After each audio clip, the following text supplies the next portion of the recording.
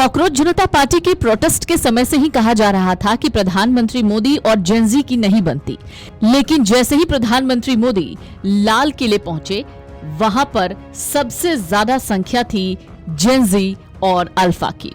प्रधानमंत्री मोदी इन सभी बच्चों को देखकर इतने खुश हुए कि उन्होंने सुरक्षा प्रोटोकॉल को भी तोड़ दिया और उन सब के बीच जाकर एक एक करके उनसे बात करते हुए उन्हें प्यार से हाथ मिलाते नजर आए। स्वतंत्रता दिवस पर लाल किले की प्राचीर से प्रधानमंत्री मोदी ने देश को संबोधित किया।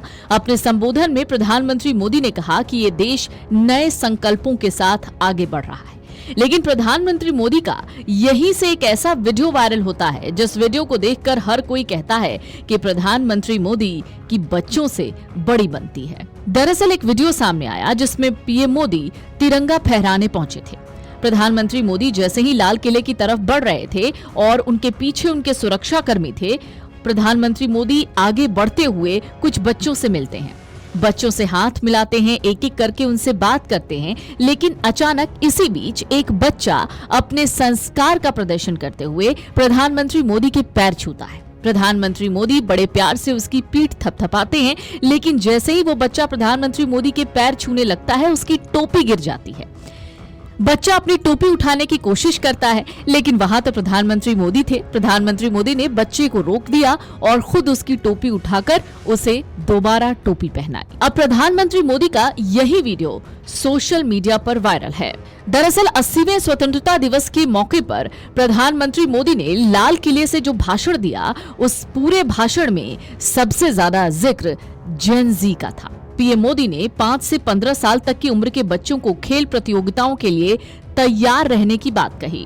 अब जरा सुन लीजिए प्रधानमंत्री मोदी ने जेन जी के लिए लाल किले से क्या क्या कहा। मेरे प्यारे देशवासियों, हमारे मध्यम वर्गीय परिवारों के सामने एक बहुत बड़ा बोझ बन चुका है कोचिंग क्लासेस की स्पर्धा।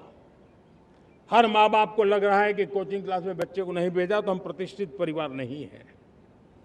इन गरीब और मिडिल क्लास परिवारों की हम चिंता करते हुए हजारों करोड़ रुपए का उनका खर्च है वो भी बचे, बेटे भी अपने आसपास रह सके, उनकी देखभाल हो सके, परिवार पर आर्थिक बोझ न आए। और इसलिए हमने युवाओं के लिए विभिन्न परीक्षाओं की फ्री ऑनलाइन कोचिंग हमने करने का निर्णय किया है। डिजिटल पब्लिक इंफ्रास्ट्रक्चर है, हमारे पास उत्तम टैलेंट है, टीचर्स हैं, उन संसाधनों को जोड़ करके हम देश के नौजवानों को फ्री कोचिंग देने का एक पूरा नेटवर्क हम खड़ा करने वाले हैं। और इस बार निर्णय किया है आप स्वयं भी जनगणना में अपनी जानकारियां अपने मोबाइल फोन से भर करके दे सकते हैं।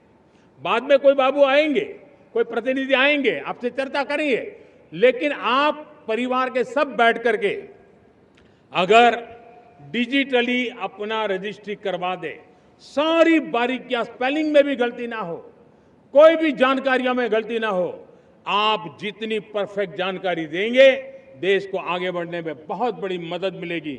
और इसलिए मैं देश के नौजवानों को कहता हूं कि आप अपने परिवार के लोगों को बिठा करके पूरे फॉर्म को समझिए, पहले कागज पे फॉर्म को भर दीजिए, कोई गलती है तो करेक्ट कर लीजिए और फिर टेक्नोलॉजिकली उसको डिजिटली इसको अपलोड कर दीजिए।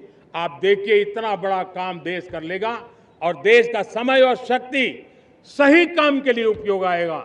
और इसलिए मेरे देश के नौजवानों को जनगणना के इस काम में सक्रियता से जुड़ने के लिए मैं आग्रह करता हूं। अगर आप ये वीडियो YouTube पर देख रहे हैं तो हमारे चैनल को सब्सक्राइब कर बेल आइकन दबाएं और Facebook पर देख रहे हैं तो हमारे पेज को लाइक करें।